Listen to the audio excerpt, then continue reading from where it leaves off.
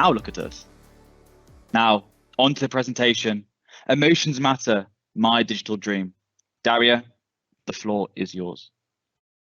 Thank you. First of all, thank you all for joining my talk on Emotions Matter, my digital dream. I'd like to start with some questions to you. Do you easily wake up in the morning, or are you dragging yourself out of bed with a tremendous effort? Are you happy to open your laptop in the morning, or is it a nightmare for you? Do you often make tea or coffee breaks, and even if you're not hungry as well? Do you feel like nothing you do makes a difference or is appreciated? Do you procrastinate a lot while fulfilling your daily tasks? Have you ever had an unsatisfactory day, or is your everyday unsatisfactory? Have you become a cynic in both your work and private lives? If you've just mentally checked all the boxes, or even just 2 or 3 of them, the verdict is you're on the road to burnout. Most of us have days when we feel helpless, overloaded, or unappreciated, when dragging ourselves out of bed requires the determination of Hercules. If you feel like this most of the time, you may be burnout. Burnout is a gradual process. It doesn't happen overnight, but it can creep up on you. Burnout doesn't distinguish between languages, countries, or origins. It can happen to anybody in the world. On the internet, there are many stories of real people who got over this emotional state in their work lives. Here you can see a story in English, in Russian, in German, in Spanish. I've read a couple of them and started to detect some things in common, which is why I'd like to introduce to you Mr. Smith, a hypothetical employee who is definitely experiencing burnout. On the first day of work, Mr. Smith feels all excited and happy. He wants to turn mountains upside down. He wants to learn. He wants to use whatever experience he has. This state lasts a month, 2 months, a year max, and what happens next? Let's imagine the following scenario. Well, Mr. Smith is working himself off, doing overtime. He is always available. Mr. Smith uses his private phone for work. He is doing overtime and he doesn't have a proper vacation or holiday time because he keeps answering the mailbox and the work apps. Mr. Smith doesn't want to grow and develop.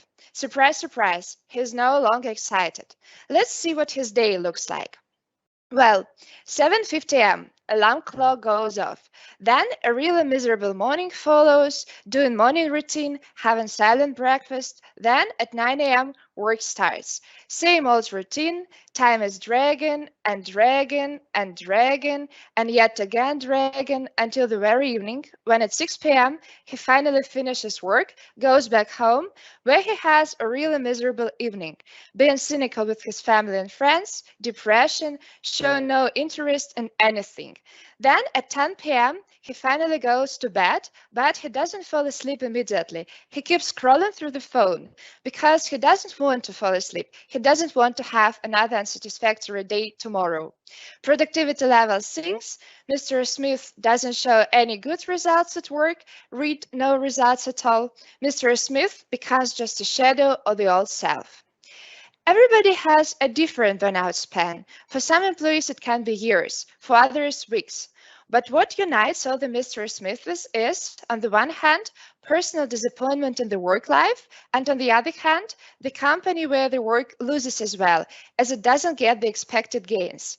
Then we have 2 outcomes. Either the Mr. Smiths keep wearing out the seat of their pants and stick fast to their positions for years, which also brings losses to the company, as it could have found somebody else more fitting for the position of the Mr. Smith, or the Mr. Smiths leave without any guarantee of finding a better position, and the company has to train the follower of the Mr. Smith. Fingers crossed it's not a Mr. Smith 2.0. If I've just imagined myself in place of Mr. Smith, am I a burnout then? Yes, you probably are. Though emotional burnout is not a new term, people started to think about it and discuss their emotions not a long time ago. When our workplaces were permanently moved to our homes and the employees were forced to juggle simultaneously with burning deadlines, new not fully formed work reality, and their household lives with their spouses and children studying at home, many realized what a mess their everyday life is. Some managed the situation successfully and even found some advantages to it, whereas others started to feel as if they were put in a rut. And you would ask yourself, interesting. And what do employers have to say? Here we'll find two worrying parties. One half say that the term emotional burnout was made up by the lazy and the untalented. They ignore the state whatsoever and say to be more diligent, unless those claiming to feel emotional burnout want to lose their jobs. The other half, however, do recognize the psychological state, and they invest time and money into research trying to find ways of dealing with the issue. COVID-19 experience, continuous lockdowns, and various restrictions, these all have contributed a lot to raising the awareness around the emotional burnout. Nowadays, we can see more and more stories in the news like this, where the big companies are trying to deal with the issue. However, more often than not, from what we see, they are reacting upon what has already happened. Haven't received some complaints from their staff, they're introducing some post-factum measures. It's good that some steps are already being taken in that direction. Yet, what if we could foresee the emotional burnout? And that's where my dream comes in. Today, it's a generally accepted fact that we live in a digital reality. Our everyday life has permanently moved to the world of the digital. Our work is on our computers and laptops. Our social connections and entertainment are on our phones. So why not engage digital with our well-being as well? Let's imagine a smart mechanism capable of analyzing what you feel that warns you about early signs of emotional burnout even before your body sends signals about it. This digital friend of yours who can tell you that you don't want to wake up in the morning, not because you are lazy, not because you are not on your place, but just because you approach an emotional burnout and just need to rest, to take some time out from your daily routine in order to be motivated and feel interested in your work and life again. For example, it can be a software that will estimate our behavior, and if it will detect that we are spending more and more time on doing some repetitive tasks, or if we still continue answering our emails after business hours or from holiday, it will warn us that we are on the road to burnout. Knowing this beforehand, employees will be able to change their behavior and this way avoid becoming burnout.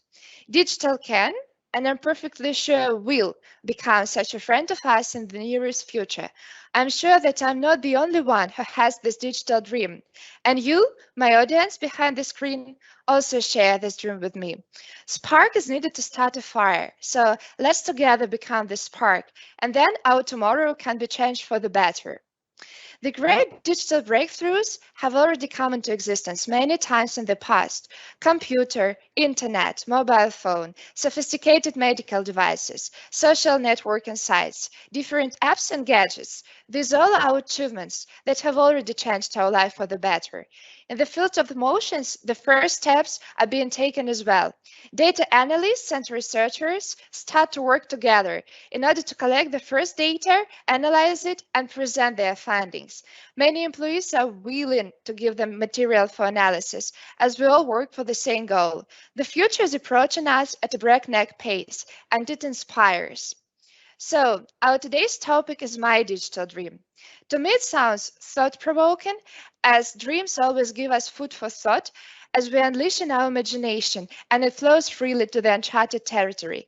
At the same time, ambitious, as we want something that doesn't exist yet, and a teeny tiny bit intimidating, as dreams always imply future, and up to now, nobody has invented a future foretelling machine. A future prediction, yet another digital dream. So here's Mr. Smith. Do you still remember him? In the first part of my talk, he felt really miserable at work. He had nothing that could have warned him about approaching emotional burnout.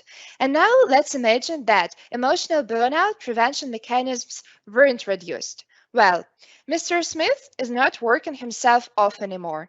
He doesn't do overtime. He respects his evening hours and holiday time. Mr. Smith switches positions whenever he feels that same old routine doesn't do him any good anymore. He wants to grow and develop. Mr. Smith is happy. In my dream future, we'll have work-life balance. Our emotions are secured. There is no threat of emotional burnout whatsoever. I choose this future, and digitalization gives a key to my dream. I choose to stretch a hand and open this door for all of us. So, what will you all say? Are you with me?